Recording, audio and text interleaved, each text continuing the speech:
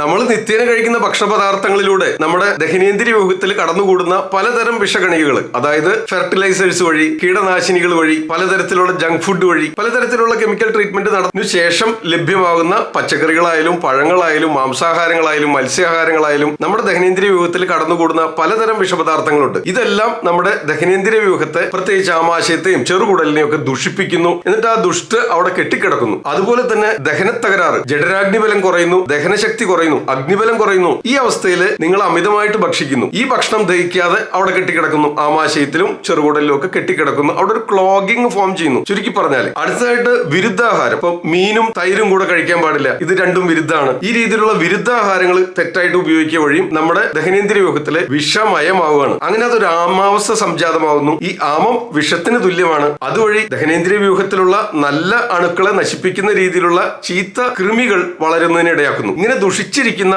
ഈ ദഹനേന്ദ്രിയ വ്യൂഹത്തിലെ പലതരത്തിലുള്ള രോഗാവസ്ഥകൾ സംജാതമാകുന്നതിന് ഇടയാക്കുന്നു. ഇത് ക്രമേണ നമ്മുടെ രക്തചംക്രമണ വ്യൂഹത്തെ ബാധിക്കുന്നു. അങ്ങനെ ത്വക്ക് രോഗങ്ങൾ ഉണ്ടാകാൻ സാധ്യതയുണ്ട്. ഈ രീതിയിൽ ധാതുപരിണാമം കൃത്യമായിട്ട് നടക്കാതെ 7 ധാതുക്കളെയും ബാധിക്കുന്നു. ഏതേത് ധാതുക്കളെ ബാധിക്കുന്നു എന്നതിനനുസരിച്ച് അതാത് രോഗാവസ്ഥകൾ സംജാതമാകുന്നു. ഈ രോഗാവസ്ഥകൾ ചികിത്സിച്ച് ഭേദമാക്കുന്നതിന് നമ്മുടെ ശരീരത്തിലെ കോശങ്ങളെ ശുദ്ധീകരിക്കുന്ന, നവീകരിക്കുന്ന, ക്ലെൻസ് ചെയ്യുന്നതിന് സഹായകരമായ രീതിയിലുള്ള ഔഷധങ്ങൾ കഷായ രൂപത്തിലോ അരിഷ്ട രൂപത്തിലോ ഗുളിക രൂപത്തിലോ ലേഹ്യ രൂപത്തിലോ ചൂർണ രൂപത്തിലോ നമ്മൾ ഉപയോഗിക്കുന്നു. അങ്ങനെ നമ്മുടെ ഓരോരോ കോശങ്ങളെയും നവീകരിക്കുന്നു. ആയുർവേദ ചികിത്സയുടെ അടിസ്ഥാനം തന്നെ ക്ലെൻസിങ് ആൻഡ് റിജുവിനേഷൻ, ശുദ്ധീകരിക്കുക, റിജുവിനേറ്റ് ചെയ്യുക. ഇതാണ് ആയുർവേദ ചികിത്സ. ശരീരത്തെ വിശുദ്ധീകരിക്കുന്ന, കോശങ്ങളെ ശുദ്ധീകരിക്കുന്ന രീതിയിലുള്ള ഔഷധങ്ങൾ രോഗാവസ്ഥയ്ക്കും രോഗതീവ്രതയ്ക്കും ദേഹപ്രകൃതിക്കും കാലാവസ്ഥയ്ക്കും എല്ലാം അനുയോജ്യമായ ഔഷധങ്ങൾ നിശ്ചയിക്കുന്നു. അത് ഓരോ കോശങ്ങളെയും ശുദ്ധീകരിക്കുന്നതിനായിട്ട് പ്രവർത്തിക്കുന്നു. അതിനോടൊപ്പം തന്നെ ആമാശയമാണ് ശരീരത്തിലെ ഏറ്റവും വലിയ ഓർഗൻ, ഏറ്റവും വലിയ ഹോളോ സ്പേസ് അതാണ് ആമാശയമാണ്. ഇവിടെ അടിഞ്ഞുകൂടിയിട്ടുള്ള ഈ ദുഷിച്ച പദാർത്ഥങ്ങളെയും മറ്റ്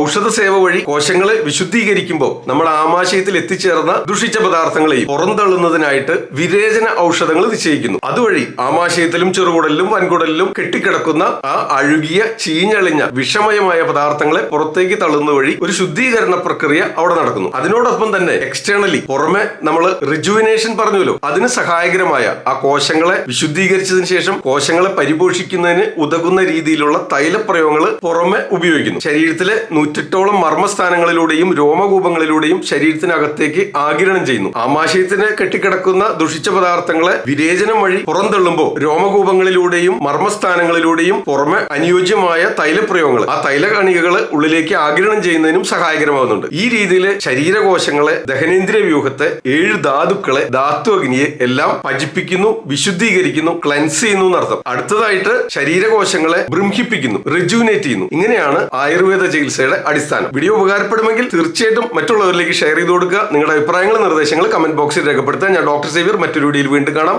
ആദ്യം ആയുർവേദം.